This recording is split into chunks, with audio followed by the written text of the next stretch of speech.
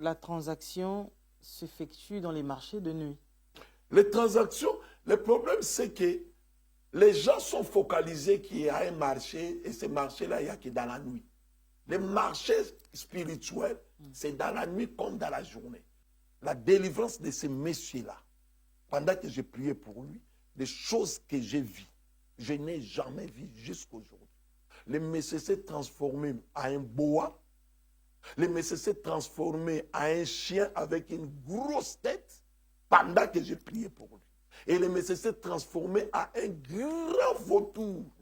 Il y a des gens qui vont au mariage, vous ne voyez pas les enfants, mais les enfants ont été déjà transférés. Demande à la personne des gens qu'elle a rencontrés dans sa vie sexuelle. Toutes les personnes n'étaient pas seulement pour le sexe, pour le plaisir sexuel. D'autres, c'était avec des objectifs. Il a récupéré tous tes enfants. Et tu rentres dans le mariage, vous cherchez les enfants. Ton utérus a été déjà vendu, a été déjà transféré. Ce sont des transactions. Tu as reçu une belle robe de la part de ce monsieur-là, mais ce que tu ne sais pas, en revanche, lui, il a pris ton utérus.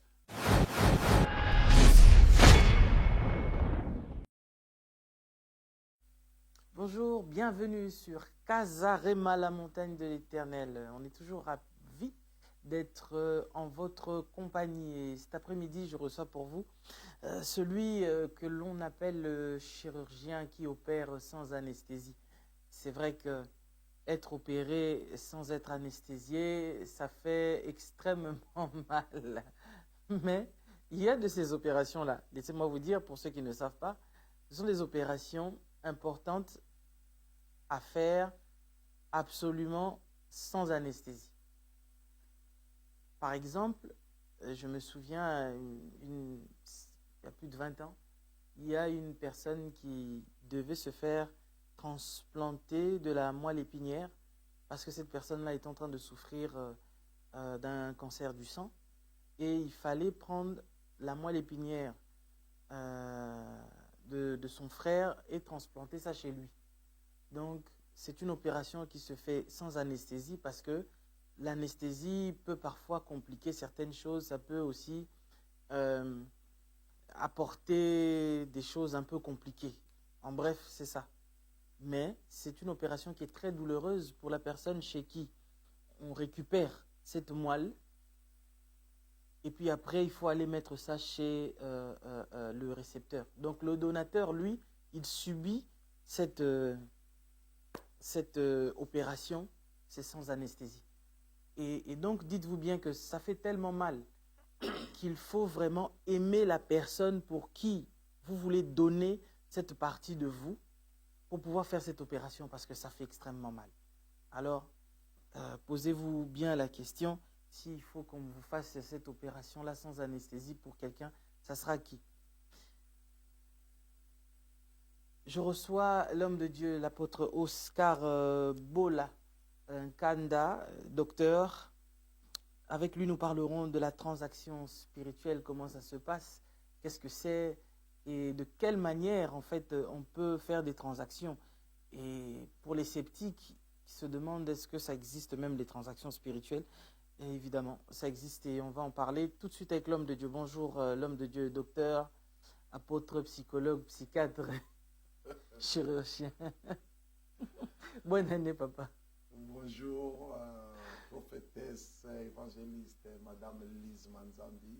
Bonjour, bonne année, bonne année. Bienvenue sur le plateau de Casarema. Oui, merci beaucoup. Vous savez, venir à Casarema, c'est toujours un plaisir, c'est toujours un moment extraordinaire, car Casarema, c'est la télévision pour l'évangile, pour Christ, pour gagner les âmes. Donc c'est toujours une partie extraordinaire. Merci vraiment pour l'invitation. Moi, ça a toujours été un plaisir de te recevoir sur mon plateau parce que je me souviens, lorsque Casarema a eu son tout premier bureau, et ça je ne cesserai de le dire, je le répéterai toujours, la première personne qui a semé dans cette œuvre, c'est cet homme que vous voyez ici. C'est-à-dire, il nous a équipé tout le bureau parce que Dieu lui avait mis à cœur de semer dans l'œuvre de Dieu. Et donc, ce genre de personnes existe encore. Voilà pourquoi, par la grâce de Dieu, nous sommes encore là, ensemble, des années encore plus tard. Mais c'est parce que c'est une personne qui est reconnaissante. Hein. Ah, ouais. Parce que... Oui, mais on ne sème pas partout. On sème sur les champs qui produira, Amen. sur la bonne terre. Amen. Parce que vous étiez et vous êtes une bonne terre, Kazarema. Voilà les fruits. On rend grâce à Dieu. Amen. On rend grâce à Dieu. Si c'était le désert, nous ne serons pas là. Et Kazarema, ce n'est pas un désert, c'est une terre fertile. Amen. Et j'encourage aussi les gens de partout. S'il faut s'aimer, voilà un champ, une terre fertile. Kazarema. Amen. L'homme de Dieu, on parle de transactions spirituelles.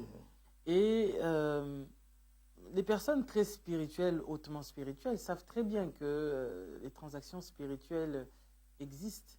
Mais il y a aussi des gens qui vont à l'église, qui prient, mais pour eux, Jésus a tout payé. Les transactions spirituelles, ça n'existe pas. Or, ils oublient que parmi les actes de transaction spirituelle, ce que Christ avait fait aussi à la croix était une transaction.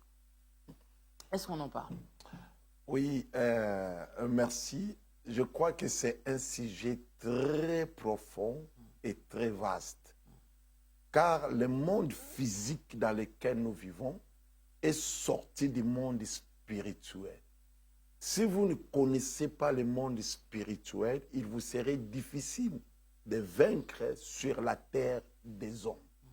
La terre n'est que la conséquence, ou le physique n'est que la conséquence du spirituel. Oui, les transactions spirituelles existent. Dans la Bible, de Genèse à Apocalypse, ce sont que des transactions et des transactions. Et nous tous sur cette terre, nous ne sommes que les produits, les résultats des transactions spirituelles. Mais il faut faire aussi la différence, savoir qu'il y a des transactions spirituelles positives et des transactions spirituelles négatives. Et si vous savez faire la différence, vous saurez reconnaître dans quelle transaction vous devez opérer et quelle transaction à laquelle vous devez vous dresser comme un adversaire, comme un destructeur. Car il y a des transactions spirituelles positives qui vous poussent, qui vous aident, qui vous permettent d'accéder à des niveaux très élevés. Mais il y a aussi des transactions négatives qui sont là dans le but de vous barrer la route. Je ne vais pas aller droit directement au but, hein? Donc je ne suis que dans mon introduction. Donc les transactions, même par définition, vous savez, c'est faire passer quelque chose à quelqu'un ou quelque part par un accord dans le but de clore ou de transformer une situation. Donc il y a des situations qui se passent qui ne demandent qu'il y ait une transaction spirituelle pour que cette situation-là soit close ou soit transformée. Et la situation peut être transformée à votre faveur comme à votre défaveur. Et qu'est-ce qui joue ça? La transaction. Bon, parlons-en de cette transaction. Il existe plusieurs types de transactions. Nous avons des transactions qui sont, on va dire, monnayables.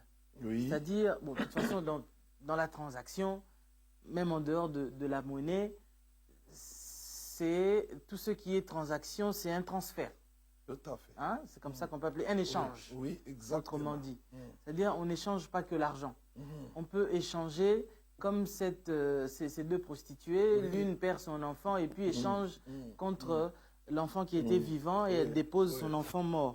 On peut échanger de l'argent, on peut échanger de tout hein, dans la vie.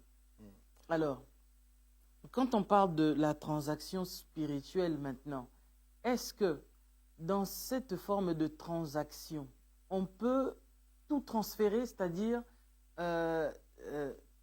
quelqu'un qui est pauvre va transactionner sa pauvreté aux richesses, hein? Parce que le contraire m'étonnerait. Hein? Quelqu'un, par exemple, va transactionner sa stérilité à à la fertilité, quelqu'un qui va transactionner son célibat au mariage, enfin toutes ces choses, parce que c'est dans toutes les sphères que nous voyons ces choses-là. Est-ce que réellement, c'est comme ça que ça fonctionne? Oui, prophétesse, la transaction, comme j'ai dit dans notre introduction, c'est un monde. Elle est vaste, la transaction. Maintenant, il faut essayer de segmenter ou de compartimenter les transactions à laquelle vous voulez vous engager. Je vais d'abord essayer, pendant 2 minutes, poser une base biblique, afin que nous puissions comprendre que les choses que nous sommes en train de parler, ce sont des choses très spirituelles, et il faut que quelqu'un puisse avoir une bonne base pour rentrer dans les transactions et opérer dans les transactions pour sa vie, pour sa protection et pour son épanouissement. Dieu lui-même a fonctionné dans les transactions. Tout à l'heure, tu as évoqué que l'acte salvatrice de Jésus à la croix, c'était une transaction. Ça, c'est la transaction positive pour toute l'humanité que Dieu a eu à faire. Je mets ça entre parenthèses, on reviendra si on a le temps. Mais commençons depuis Genèse. Nous allons voir comment il y a eu des transactions. Et après, nous allons rentrer vraiment dans les transactions comme tu viens de me le dire là. On voit l'homme tomber dans les péchés. Dieu a tué, le Dieu créateur a tué un animal innocent qui n'a rien fait. Dieu va remplacer l'animal en versant son sang et Dieu va retirer la peau de l'animal. Il couvre. Ça, c'était déjà une transaction. C'est une transaction forte en versant le sang pour que Dieu puisse avoir l'accès de bénir l'homme. Parce que l'homme était déjà mort et Dieu ne pouvait plus parler à cet homme-là. Mais en tuant l'animal, c'est une transaction. Nous allons voir cet homme de Caïn et Abel. Ils sont en train de faire des transactions. La transaction d'Abel, je vais prendre juste celle d'Abel. La Bible dit, attirer la faveur de Dieu. Abel a eu la faveur. Quand vous voyez Jacob et son frère Ésaü, comment Jacob a bénéficié de la bénédiction? Alors que cette bénédiction n'était pas pour lui. La bénédiction était pour Ésaü. Et Ésaü a dit à Jacob, donne-moi à manger. Jacob a dit, si je te donne à manger, il faut qu'on passe un accord. Parce que transaction est un accord, est un pacte. Et les deux étaient tellement spirituels, ils savaient qu'est-ce que cela voulait dire. Il a dit, mais qu'est-ce que tu veux que je te donne comme échange? Parce que transaction est un échange, c'est aussi un échange. Et il dit, tu me donnes ton droit d'aînesse. Monsieur Ésaü dira, que me servira le droit d'aînesse? Je m'en vais mourir. Il connaissait sa vie. Il a vendu les droits d'aînesse. Il n'y avait pas de témoin. Il n'y avait personne. Par cet acte-là, par cet échange-là, il a mangé la nourriture qui appartenait à son petit frère. Et en échange, il a donné les droits d'aînesse. Donc, tout ce qui était réservé pour l'aîné les a perdus. C'est exactement ce qui se passe aussi dans la vie de tous les jours. On peut prendre celui qui était en toi, on le donne à ton petit frère, à ta petite sœur, à ta cousine. Et c'est par une transaction. C'est pourquoi il y a des transactions conscientes et les transactions inconscientes. Transaction consciente, toi-même tu es l'acteur, tu as pris la décision, tu t'es engagé. Mais la transaction inconsciente, c'est celui qui a l'autorité sur toi, peut décider de faire la chose, et voilà, tu es victime de quelque chose ou bénéficiaire de quelque chose, mais il y a eu quelqu'un qui a fait la transaction. Donc, la transaction, quelqu'un qui était prévu dans un mariage, il peut avoir une transaction. Transaction aussi, c'est un marché. un marché d'échange. Je vais aller droit dans un témoignage. J'ai reçu une dame. Cette dame était dans son pays. J'étais son nom. Non, j'étais pas. Allez, non, j'étais oui. Mais le pays, je vais le dire. Cette dame était en Côte d'Ivoire. Très intelligente. Elle était une jeune fille née avec sa grande sœur. Et sa grande sœur n'était pas aussi intelligente comme la petite sœur. La petite sœur a eu son baccalauréat avec distinction. Sa maman lui a dit, il y a un concours pour la bourse aux États-Unis. Va présenter. Elle dit, oui, j'irai me présenter. Il dit, mais tu vas avec la carte d'identité de ta sœur. Elle est allée présenter les examens de sa sœur aînée. Donc, bref, elle a reçu à ce concours, elle a eu la bourse, mais c'était sa grande sœur qui était partie à sa place. Sa maman lui a essayé d'expliquer que toi, tu es très intelligente. L'année prochaine, tu vas faire la même chose, ça sera pour toi. L'année prochaine, elle a fait la même chose, elle n'a jamais reçu. Sa grande sœur aux États-Unis, elle s'est mariée, elle a eu une vie prospère. Et la petite sœur, depuis qu'elle est restée, pas de mariage, sa carrière foutie, elle n'a pas pu aller à l'université, elle était fatiguée de la vie. Elle a pris la décision de venir en Europe. C'est comme ça que j'avais croisé cette dame-là. Elle a passé par les déserts et je l'ai croisée en Espagne, dans une de mes églises. Elle m'a raconté l'histoire.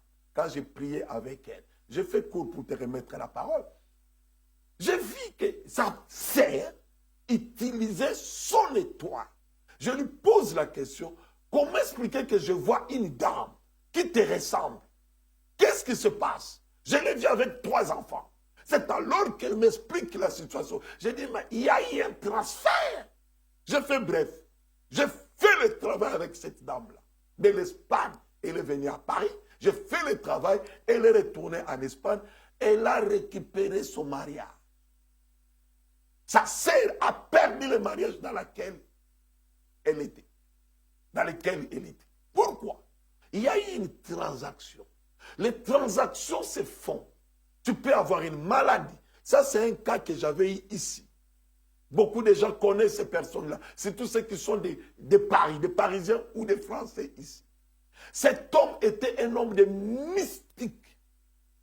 À chaque fois, il était sur le point de mourir. Il passait la mort à un de ses neveux, à quelqu'un de la rue. C'est comme ça. Une transaction. Il distribuait l'argent. Beaucoup le connaissent. Donc là, par là, vous nous expliquerez aussi que la transaction s'effectue dans les marchés de nuit. Les transactions, le problème, c'est que les gens sont focalisés qu'il y a un marché, et ce marché-là, il n'y a que dans la nuit. Les marchés spirituels, c'est dans la nuit comme dans la journée. Mais sauf que c'est un marché invisible.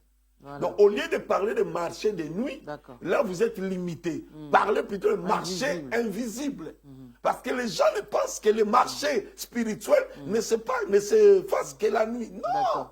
C'est un marché invisible. Donc, les transactions se passent dans les marchés, parce que les transactions, c'est un marché. Donc, c'est un marché invisible. Et là-bas, quelqu'un qui est malade peut aller racheter sa santé en récupérant, en vendant sa maladie à quelqu'un et puis récupérant la santé d'une autre personne. Oui. Comme le témoignage de cette personne. C'est-à-dire, dans le marché invisible, qu'est-ce qui est vendu ou qu'est-ce qui sont vendus dans le marché invisible? Les êtres humains. Lisez Apocalypse chapitre 18, 11 à 13.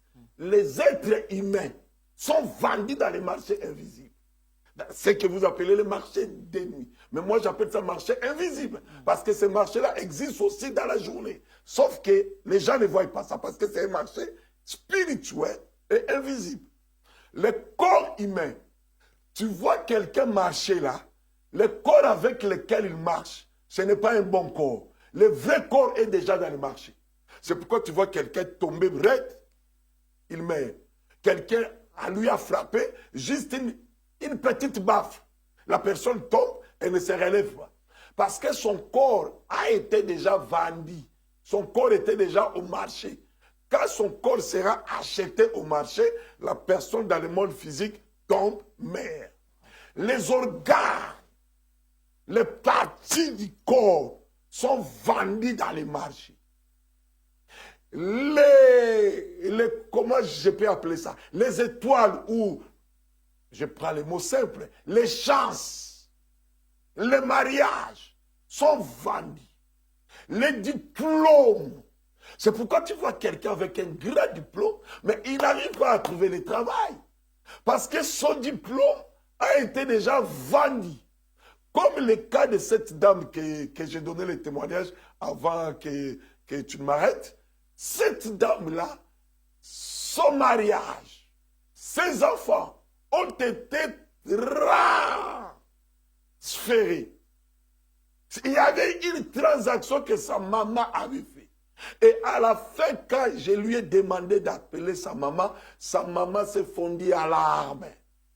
Et l'affaire était finie. Comment? Parce qu'il faut qu'on le dise. Sa maman est morte après les moments de prière. C'était une transaction consciente. La maman a fait une transaction consciente, mais la victime, la fille, était inconsciente. Elle ne savait pas qu'il y avait une transaction sur sa vie. Sa grande sœur ne savait pas non plus qu'il y avait une transaction sur sa vie. C'est-à-dire, dans les transactions, écoutez-moi bien, toi tu peux être inconsciente, mais ta famille décide.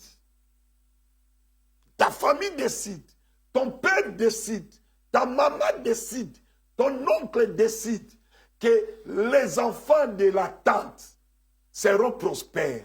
On va prendre toutes les chances chez les enfants des oncles, les enfants des autres, de tous les garçons. On va transférer leurs étoiles, leurs chances aux enfants des tantes, de la tante. Mais parlez-nous de ce fameux Parisien qui transférait les maladies dans les corps des gens. Oui, il transférait sa mort. C'est quelqu'un...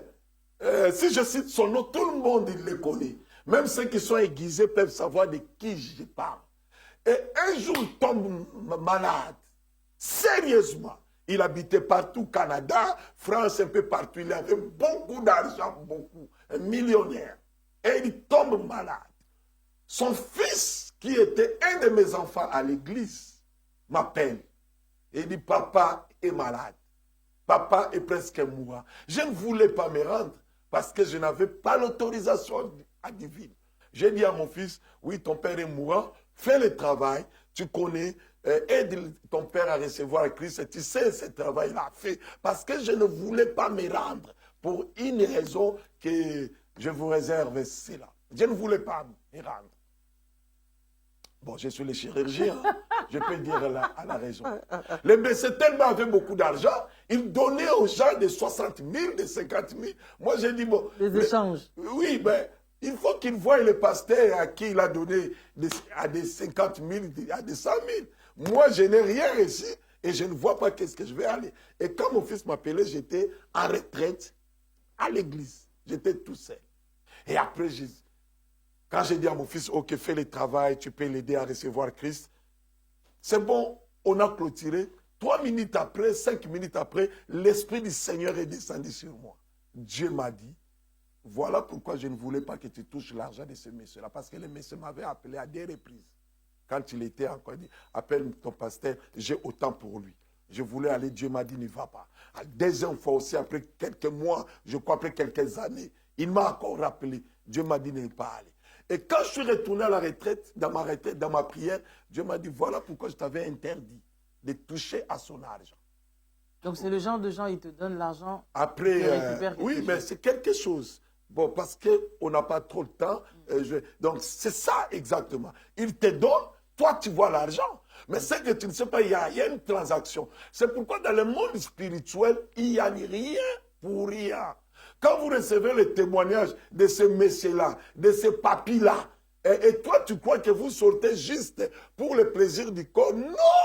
Ce n'est pas juste pour le plaisir charnel. Quand vous prenez l'enveloppe de ce monsieur-là, il t'achète ça. Derrière lui, il sait ce qu'il est en train de faire. Donc, il n'y a rien pour rien dans le monde spirituel. Et j'ai dit à mon fils, si je reviens sur les témoignages, que voilà, ton père, j'arrive tout de suite. Donnez-moi l'étage dans l'hôpital où vous êtes. Il m'explique toutes les coordonnées. Je suis allé là-bas. Et j'ai compris que le monsieur était sur le point de transférer sa mort à son fils qui était là. Il avait déjà dit à son fils, tu vas aller dans tel endroit, tu vas récupérer une mallette. J'ai dit à mon fils, si tu vas, tu meurs. Et j'ai dit au monsieur, tu ne sortiras pas, tu mourras. Voilà ce que Dieu m'a dit. Reçois Christ comme ton Seigneur et Sauveur. Madame Alice, j'ai commencé le ministère de la délivrance par la grâce de Dieu depuis 1984, 8-4. J'ai fait des délivrances et des délivrances. La délivrance de ce monsieur-là, pendant que j'ai prié pour lui, des choses que j'ai vues, je n'ai jamais vues jusqu'à aujourd'hui. Le monsieur s'est transformé en un boa. Le monsieur s'est transformé en un chien avec une grosse tête pendant que j'ai prié pour lui. Et le monsieur s'est transformé en un grand vautour. Le vautour a battu ses ailes. Il est sorti à travers la fenêtre. J'ai prié seul avec le monsieur. Parce que mon fils, je l'avais dit rester dehors. Et alors que mon fils était dehors, mon fils attendait comme si dans la chambre, il y avait des bombes, il y avait des coups de foudre. Et les infirmières rentraient toutes les 2 minutes. Mais pendant tout le temps que j'étais dans cette chambre-là, aucun infirmière n'était entré. Ce monsieur-là, si vous voulez dire, il a, voyez par exemple beaucoup de familles, vous voyez un homme riche, mais quand vous tournez les regards, vous voyez des neveux qui sont des zinzins, ok, qui bavent, des nièces partout. Vous voyez, vous rentrez dans des familles, vous verrez des choses comme ça. Un enfant a toujours guignol et tout ça. Vous voyez, ce sont des transferts. On a pris l'intelligence, les mariages, les années de ces petits-là, on l'a vendu. Et ces choses-là, ce sont des transferts qui se font dans le monde spirituel. Donc, les transferts spirituels sont réels. Car beaucoup des hommes riches que vous voyez sur cette terre vivent par ces transferts spirituels. Il y a des gens qui vont au mariage, vous ne voyez pas les enfants, mais les enfants ont été déjà transférés. Demande à la personne des gens qu'elle a rencontrés dans sa vie sexuelle. Toutes les personnes n'étaient pas seulement pour le sexe, pour le plaisir sexuel. D'autres, c'était avec des objectifs. Il a récupéré tous tes enfants. Et tu rentres dans le mariage, vous cherchez les enfants. Ton utérus a été déjà vendu, a été déjà transféré.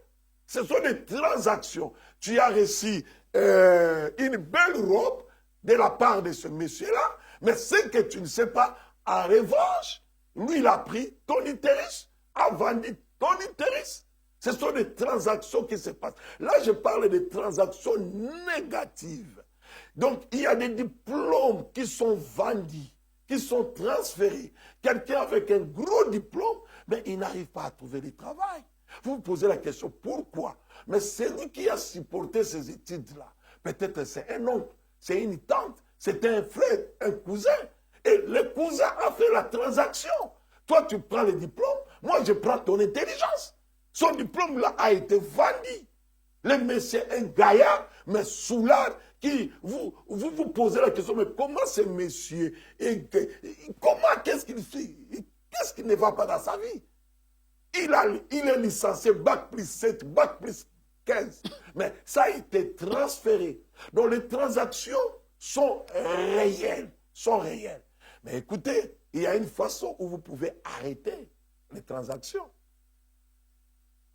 Je vous emmène dans la Bible pour que vous puissiez comprendre ces choses-là. On n'a pas le temps de lire la Bible. Dans le livre d'Ézéchiel, chapitre 27, vous pouvez lire tous les chapitres. Mais moi, surtout le verset 13 qui m'intéresse. On parle de Tyr, la ville de Tyr. Cette ville-là était un carrefour de commerce, de transactions. Elle vendait des corps humains, elle vendait des êtres humains, elle vendait les marchandises. C'est ainsi beaucoup de gens se sont livrés sans le savoir. Ton père vous a déjà vendu tous.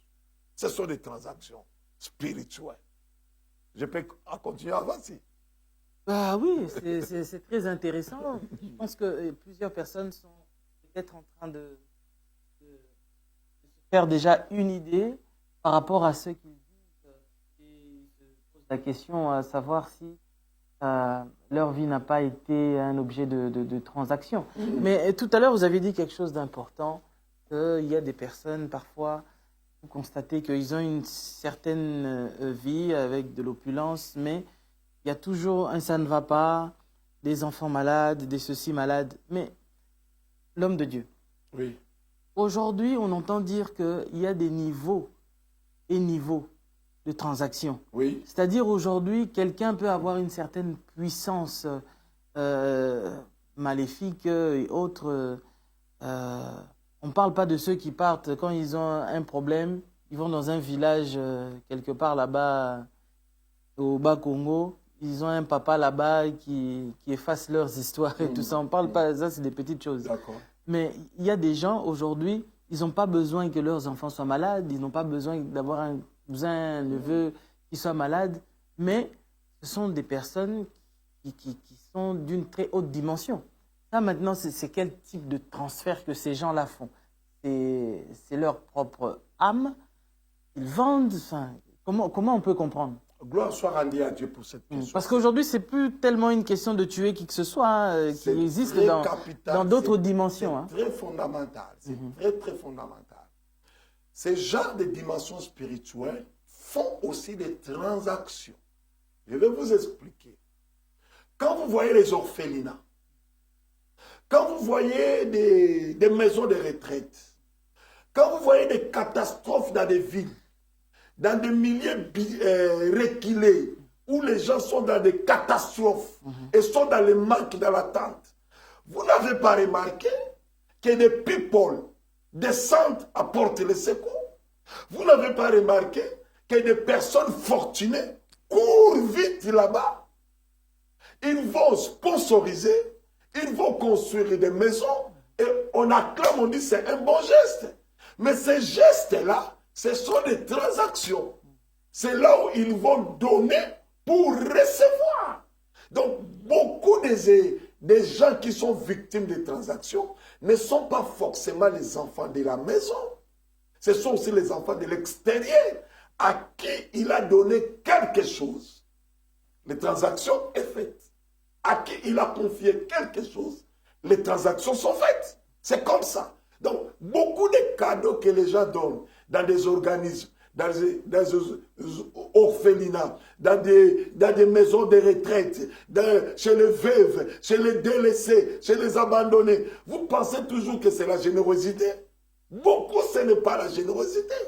Ce sont des transactions. Ils vous donnent du riz, ils vous donnent à manger, ils récupèrent toutes vos étoiles, vos chances et ils partent avec. Et vous voyez ces enfants toujours prospères parce qu'ils font aussi des transactions pour leurs enfants. C'est-à-dire, ce qu'il fait là, ça protège ses enfants. Et vous voyez, aucun de ses enfants meurt. Mais l'accident de train qu'il y a eu là, c'est lui qui était l'auteur de cet accident-là. Donc, ce sont des niveaux que chacun se livre à son niveau. Il y a d'autres transactions. Ça, je vais ouvrir les yeux de maman ou à les yeux des parents. Quand vous circoncisez vos enfants, qui a circoncis ton enfant? Les sangs qui coulent là, ce sont les sangs des transactions.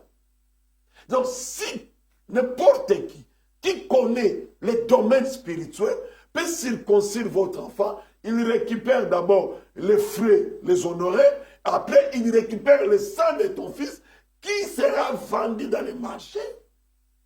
Vous appelez n'importe qui, venez percer vos enfants. Gloire à Dieu parce qu'aujourd'hui tout le monde peut percer. C'est pas ça.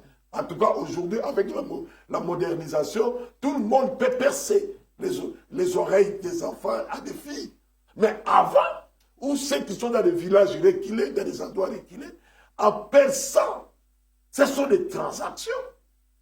Donc, je vais revenir pour dire ceci. Les transactions spirituelles sont réelles Et la vie de plusieurs sont aujourd'hui détruites, sont victimes à cause de ces transactions. Il était peut-être inconscient ou elle était inconsciente. Elle était peut-être inconsciente, mais elle tombe parce que son père avait décidé ainsi. Et là, je vais vraiment aller parler des pactes, des transactions conscientes. Pourquoi les gens se livrent dans des transactions? La faim, la satisfaction. Je voulais commencer par la satisfaction. Les gens ne se contentent pas de ce qu'ils ont. La Bible dit, contentez-vous de ce que vous avez. Mais lui ou elle veut avoir des voitures. Elle veut avoir la vie d'Élise Madzabi. Elle veut devenir comme toi. Parce que la personne est insatisfaite de ce qu'elle a. Et elle va contracter. Aller chez un féticheur. Qu'est-ce qui se passera là-bas? Des transactions. Chez un marabout, chez un ganga, chez un charlatan. Les gens se livrent dans des transactions spirituelles parce que les gens sont insatisfaits de ce qu'ils sont. Les autres parce qu'ils ont faim, comme le cas d'Ésaü. La faim lui a mené dans la transaction. Tu veux manger dans les grands restaurants.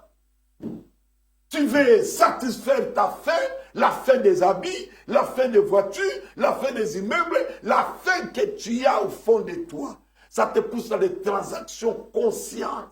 Mais ce que tu ne sais pas dans ces transactions-là, tu es en train de donner ton âme, de donner ton corps, de donner ce que Dieu t'a donné. Les gens se livrent dans des transactions parce L'homme que... de Dieu. Oui, maman. On va réserver ça pour notre prochaine émission. Merci. Est-ce que tu peux donner le mot de la fin pour ça? Le mot de la fin, je peux donner ceci. Quelles que soient les transactions négatives qui ont été faites contre toi, quelles que soient les transactions dans lesquelles tu te retrouves victime, bien-aimé, Jésus est la transaction par excellence. Le sang de Jésus est capable de te ramener à zéro. S'il y a eu échange de l'autre côté, toi aussi tu peux faire échange pour récupérer ce qui a été échangé, ce qui a été vendu, ce qui a été troqué. Donc la solution est là. Peut-être dans le mariage où tu es, tu ne trouves pas le bonheur. Parce que ton vrai mariage a été échangé. A subi une transaction. Tu étais peut-être inconscient ou inconscient. Peut-être tes travails, tes affaires ne marchent pas. Parce que tes vraies affaires sont dans le monde invisible. Et tes affaires ont été transférées, vendues. Et toi, tu te bats, tu ne t'en sors pas. Les dettes jusque-là, faillite après faillite, échec après échec. Il y a la solution. Jésus est la solution. Mais il faut trouver ce que j'appelle les opérateurs spirituels. Les hommes de Dieu authentiques, avec une vocation pour qu'un travail soit fait dans ta vie. Alors, parce qu'on va continuer, je voulais simplement donner l'occasion à quelqu'un qui m'attend là. Jésus t'aime. Et Jésus t'appelle encore. Tu peux réussir financièrement, matériellement sur cette terre. Mais un jour, tu finiras par mourir. Et la Bible dit que servirait-il à un homme de gagner tout le monde s'il perd son âme? Ton âme peut encore être sauvée. Donne ta vie à Jésus. Reçois Jésus dans ta vie comme ton Seigneur et Sauveur. En disant, Seigneur Jésus, je marchais devant toi. Je péchais devant toi. J'ai renié ta vie. J'ai renié l'œuvre de ta croix. Je reconnais mes péchés. Pardonne-moi. Et je te reçois dans mon cœur comme mon Seigneur et Sauveur. Merci d'avoir pardonné mes péchés. Et merci de me faire ton petit frère et fils dans la maison de ton Père. Si tu fais cette prière avec sincérité, ta vie sera transformée et tu auras la vie sauve. J'ai hâte de revenir pour approfondir encore ces transactions. Car tu peux réussir ta vie en faisant des transactions positives. Et je t'ai montré comment faire des transactions positives. C'est pourquoi ceux qui sont dans la région parisienne, je vous invite ce dimanche. Je vais parler à Casarema Church sur les transactions. Et le Seigneur te bénira. Dieu te visitera. Si tu es victime de cette transaction malheureuse, on va briser ces liens. Le diable, c'est un menteur. Ton oncle, ta tante, je ne sais pas, qui a fait cette transaction dans laquelle tu es victime, tu seras libéré. Et ce mariage tant attendu viendra au galop. Les affaires tant attendues reviendront au galop. Et tu monteras comme un oiseau plus haut. Soyez bénis. Shalom, shalom. Merci beaucoup. C'était évidemment le chirurgien qui opère sans anesthésie. J'ose croire que ça vous a fait beaucoup de bien et vous vous êtes retrouvés dans tout ce qui a été dit cet après-midi. Quant à moi, je vous dis merci et on se retrouve très prochainement, toujours sur la même chaîne de Casarema Télévision. À très bientôt. Bye.